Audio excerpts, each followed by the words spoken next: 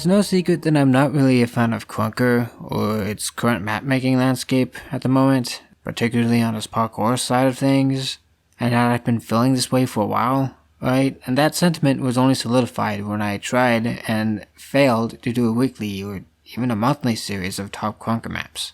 Last month, January 22, we had, B-Hop Salt, also Parkour, I guess Spoken, maybe Candyland, I don't know, I guess Marmalade Man's remake of his Mario Kart map, that one was pretty good. But aside from that, that's pretty much it. Those were the only good maps that came out all month that were, notable. And the rest of especially the parkour maps, were pretty much the same old, just, you know what I mean, chaotic and parkour maps. Alright, and I know you guys are sick of hearing me talk about them, and I myself am sick of having to talk about them, but I mean, there just hasn't been that much of innovation or really anything new with parkour maps in a while. And yeah, I really can't ignore the fact that parkour maps are just not very good right now. The last time anything super interesting has really happened, in my opinion, was the advent of slide maps. Basically, these maps are built entirely on the sliding mechanic, where if you play Krunker at all, you know what sliding is, alright? I don't need to explain. Slide maps are built for sliding. And I have to say that slide maps have had quite the history surrounding them, alright? The first two serious attempts at slide maps that I know of were from a map maker called Corrade, with Slide Moonlight and Slide Daydream. And if you ask me, both of these maps, especially Slide Daydream, are still among the best slide maps, if not the best parkour maps ever made. Slide Daydream in particular, as it's impossible to beat, at least for me, but is designed so tightly and with so much precision and care that I think it's the gold standard of how slide maps should be made, so I'm going to be going back to it throughout the rest of the video.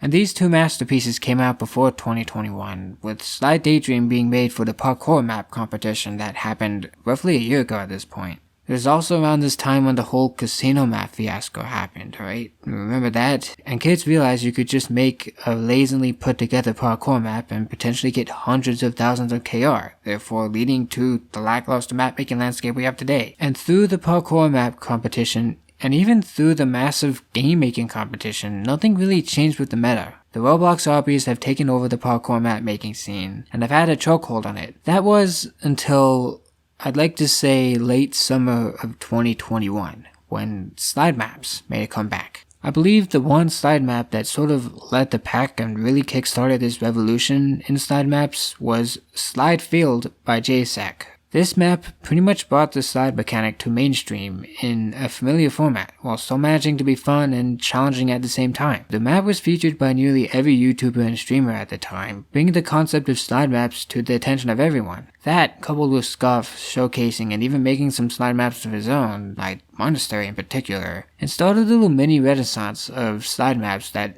in my opinion at the time, saved map making and parkour maps. You see, the thing about slide maps is that the sliding mechanic is not exactly an easy mechanic to grasp, and it's considerably less easy to get comfortable with, let alone master. And you kind of need to know how to slide in order to make a decent slide map. So just the baseline knowledge that came with sliding and testing and, of course, map making knowledge in general, it made making a slide map difficult but very rewarding, right? At least when you actually made a good slide map. When you're good enough at everything necessary to make slide maps, you are more likely bound to go above and beyond with your map.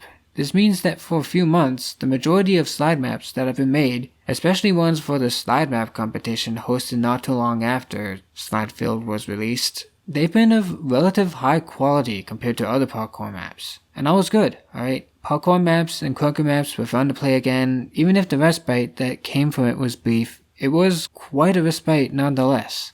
But unfortunately, yeah, it was kind of brief. It didn't happen overnight or anything, it was a gradual shift, but if you flash forward to today, slide maps are no longer really fun anymore, at least to me. They haven't really changed much coming off of Slide Field and Monastery, except they've gotten easier, more awkward, more bare bones, and more KR beggy, alright? In other words, they have turned to the dark side. Slide maps are one of the most popular kinds of maps to make now, to the point of near oversaturation, and most of them are just the same old KR begging maps that have been plaguing the new tab for over a year. and now custom maps suck again, as evident by last month. And I mean, yeah, there are still some alright ones that come out nowadays, like Slide Celestial and of course very recently Slide Skull, but they are few and far in between, and they aren't really a new concept anymore. And now that I think of it, after playing some of the newer maps than some of the older ones again for comparison,